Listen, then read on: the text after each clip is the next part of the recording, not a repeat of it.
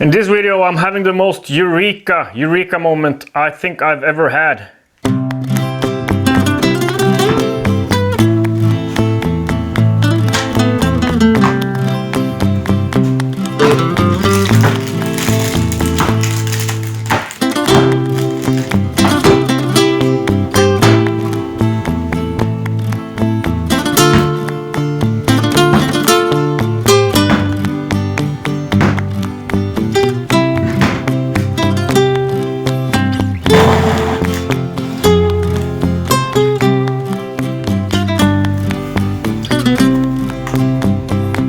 I want to give a huge thanks to Live Tools and Arthur Alexio for helping me out with all this stuff. Tool holders, a nice face mill with a proper aluminium insert, parting blade, so now I can actually part on my lathe, and some inserts for that. Some nice inserts for my normal turning tool. 3-flute uncoated carbide end mills, which is perfect for aluminium, which is what I do the most. Collets for a couple of chucks or holders I've got here, which I didn't have collets for. Actually didn't know they were meant for collets. I thought they were 20mm fixed size. And actual tapping fluid. I've never had actual tapping fluid. And a cap. And nice hoodie. And a mug. I regret I forgot about the mug when I was setting up the shot here, because then I could have gotten a much more symmetric shot with the tool holders and I don't know. Okay, welcome back to my garage. Last week we managed to mount the whole PiP engine onto an AM6 engine. We made a jack shaft in place of the crankshaft of that AM6 engine. The point is I'm sick of variator trouble. We're going to use the gearbox from the AM6 engine and put this whole frame on the dyno and hopefully get some results finally from my engine.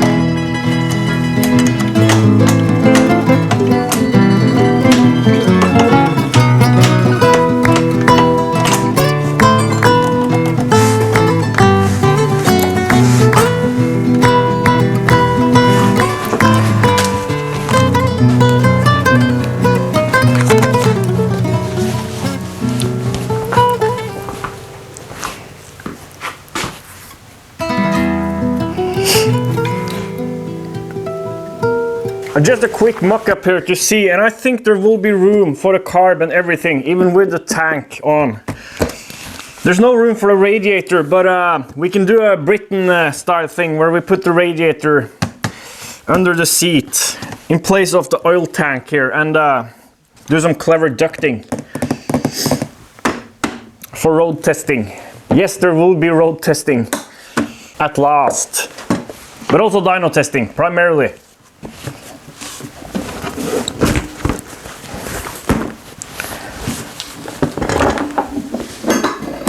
My plan is to have a little bit of oil in the crankcase, just enough to like touch the bearings on the bottom. I'm installing the stock AM6 reed valve, but I'm going to intentionally break one of the reed pedals so that there will be some breathing, a little breathing room. So now one of the pedals are broken. I'll install the stock intake manifold and then put this RC air filter in place of the carb, and that will be our case breather filter. I'm running a sealed bearing on the output side, but no seal on the outside of that sealed bearing. We might leak there and we might have to put a seal in there, we'll see. The sealed bearings usually aren't perfectly sealed. Enough for grease, but not for oil. That's much more than I wanted. I'll have to suck some out of there again. It's almost completely full.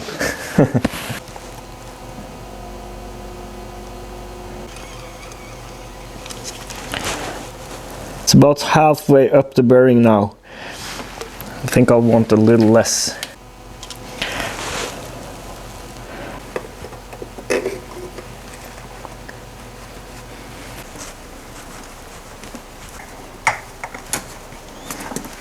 Case breather.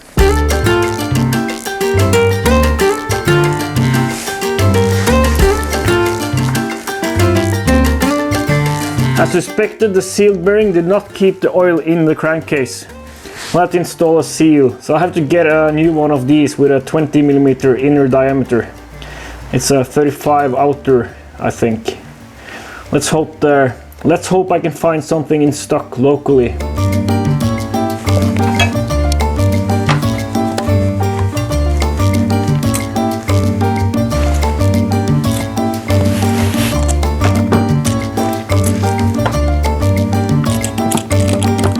$115, probably a good starting point.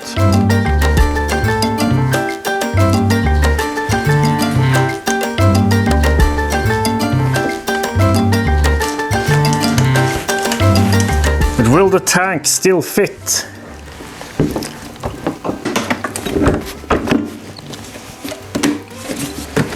Yes, it will.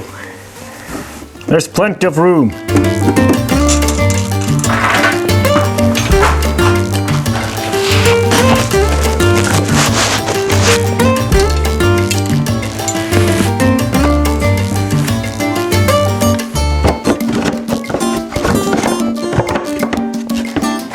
I'll struggle with this for a while, and I'll bring you back when the struggle is over.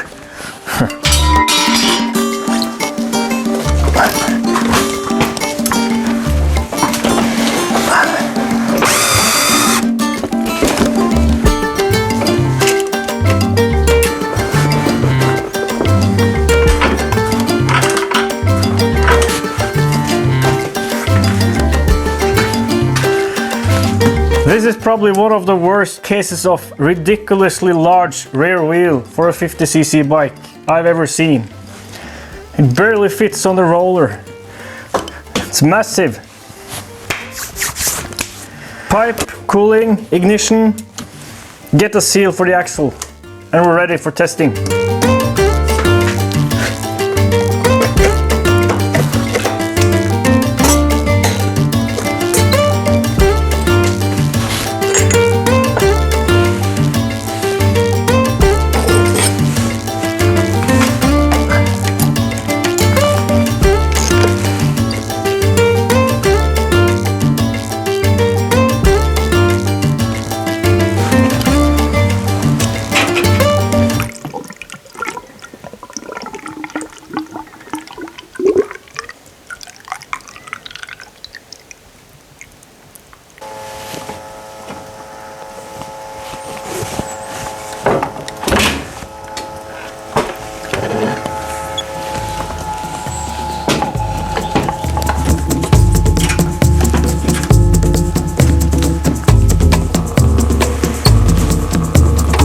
That's extremely poor fuel flow.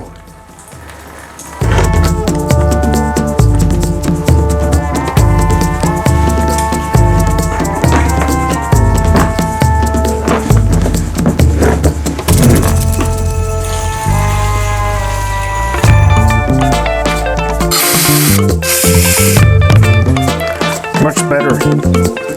I was gonna wait until the next video to show this because I showed all those machining tools, but I'm starting to use a lot of it now. So thank you, Jeffrey, for the first aid kit for two-strokers. He sent it along with the rest of Fritz Overmars's Foss engine, which is in my hands now, which we'll talk about in a later video also. A bunch of useful stuff for jets, needles, cables, various bushings and springs and stuff, and some oil, and this filter, and the chain breaker, and just a bunch of stuff. Thank you, Jeffrey. gwsport.de, Jeffrey Weissner. Now we won't have to think about maybe the carb doesn't like running without an air filter, because now there's a filter on there. And less dirt ingested by the engine. That's an added bonus.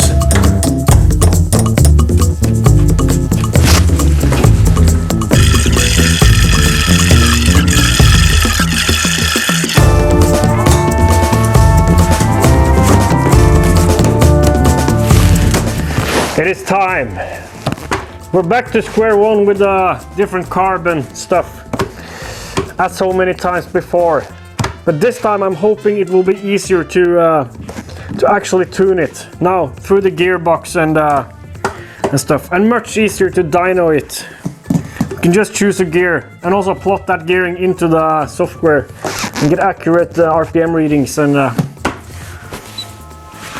let's hope there's not too many false neutrals in this gearbox. I know the AM6 gearboxes have a tendency to struggle with that.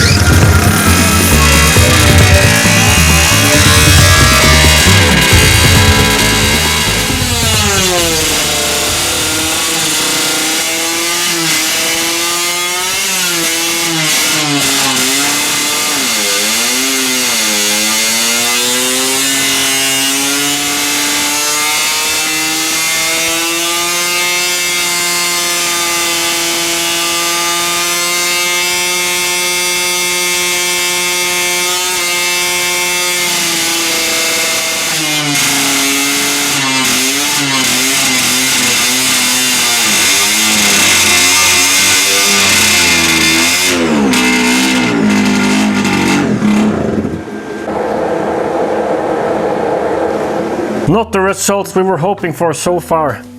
It was surprisingly easy to turn around though, and I'm not completely convinced by the compression I'm feeling by holding my thumb on the plug hole. We'll do a little quick test here. I can check spark at the same time.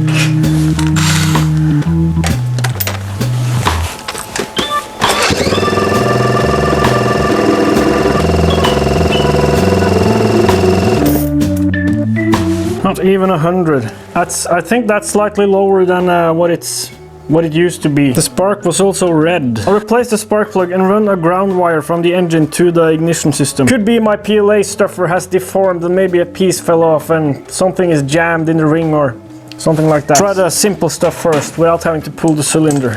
That it's reading like 90 psi on this gauge does not mean there's 90 psi of compression. It just means it shows that on this gauge, and usually it shows around 100. On 50cc engines. No absolute numbers, just the relative numbers. And ground wire in case there's like paint and stuff between all the mating surfaces. I'll replace the plug cap too.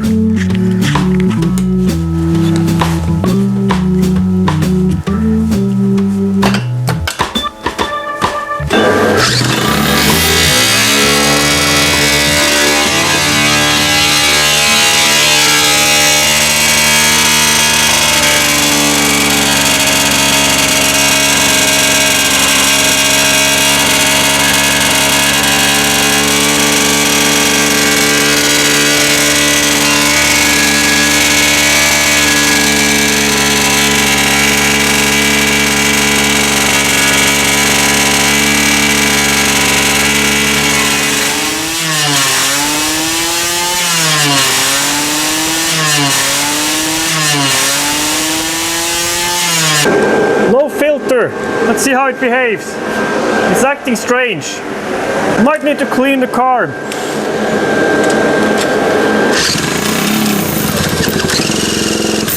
So no filter now, it doesn't want to run at all. It's definitely not getting enough fuel. I think we have some issues with the float needle or something. Let's pull the carb and clean it.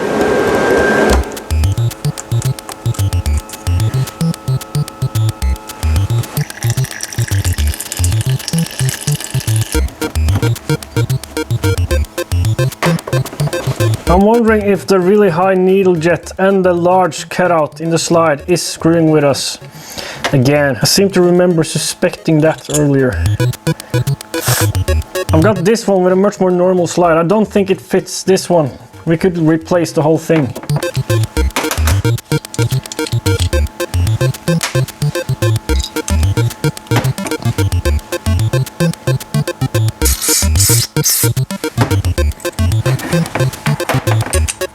It doesn't fit because this is a cane carb and that's a copy carb. I think we'll just switch the whole carb over. Run this with a small cutout slide and a normal height needle jet. See the difference there.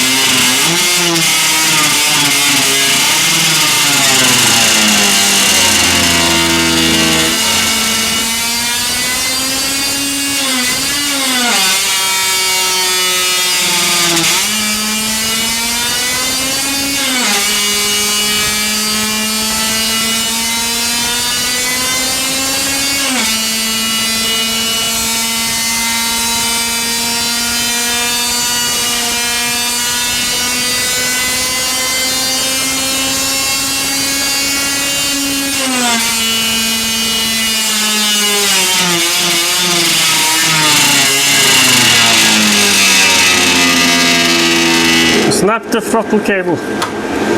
Better. It didn't like past 3/4 throttle. We'll probably have to raise the needle and maybe a larger main jet. We'll see. More stuff from Jeffrey's first aid kit. Perfect. I'll raise the needle a notch while we're at it. Make it a little richer up at high throttle openings.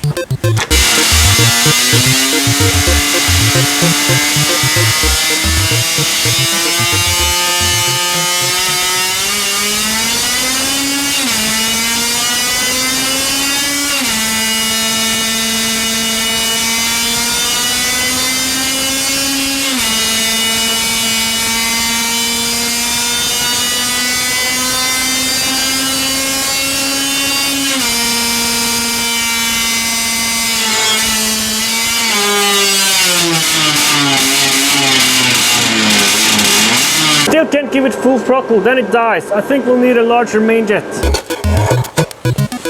This is turning out to become a really Jeffrey Weissner oriented day. Jeffrey Weissner jets, up from 115 to a 120.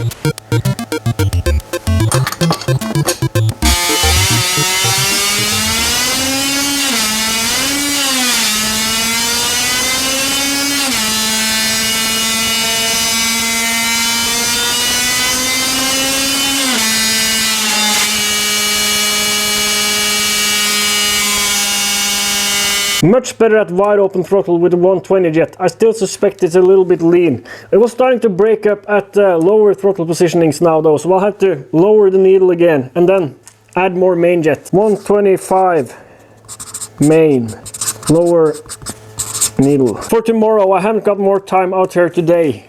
Tomorrow. For you this hasn't happened yet, but at the end of this video I'm saying I need to think about what's wrong, obviously, like every time. But this time, a little later on, I get the most eureka moment I've ever had.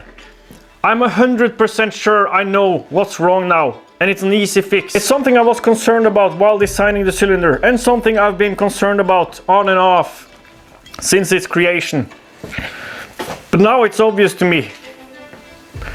Now it's obvious to me.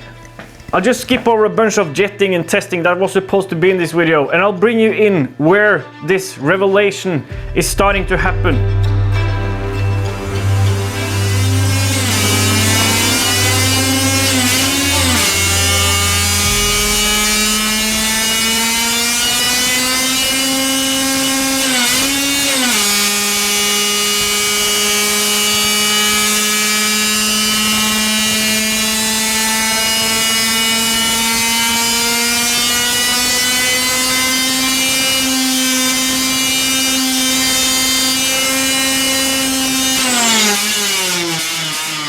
I checked what my timing is sitting at now, and depending on how you read this chart on the Italkit manual, which is really unclear by the way, we're now worst case sitting at 37 degrees, like around 12 to 14,000 RPM, or 30 degrees depending on how you decipher this chart. Either way, that's ridiculous numbers, and the only way that's possible is with terrible cylinder filling. Anything close to normal trapping efficiency with that much timing in the power band would just detonate the engine to death immediately. We'll have to pull the cylinder and investigate, and at the same time we can have a look at that PLA stuffer and see how it's holding up.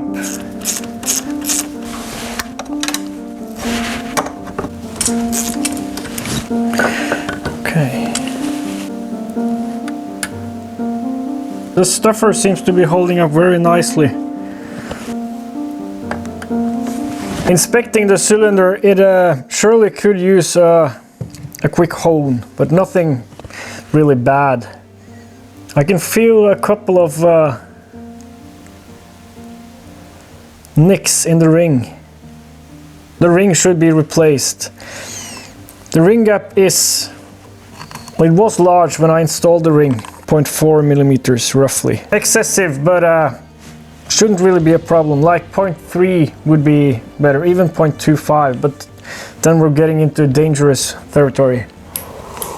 The bore is still spot on and seems to be nice and round. I think our main problem is really bad cylinder filling, extremely low trapping efficiency for some reason. It's been a quite successful episode regardless though. We've got the engine in a frame with a gearbox and we can actually test it now. I'm not doubting anything around the engine now.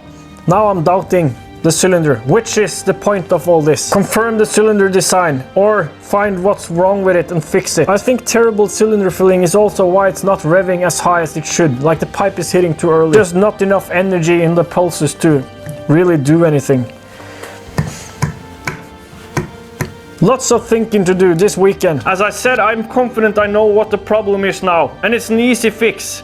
The problem is I don't have time to... I could just postpone the release of this video, but then there's a holiday on Monday, and I know my girlfriend has some stuff planned this weekend and probably Monday, Tuesday. I don't know, it's a secret because my birthday is on Tuesday. So postponing would mean I wouldn't have time to release it until maybe Wednesday, Thursday. Anyways, rest assured, the next video I think will have a proper breakthrough. Actually, I'm sure we'll have a proper breakthrough. I'm sure I know what's wrong now. See you next time.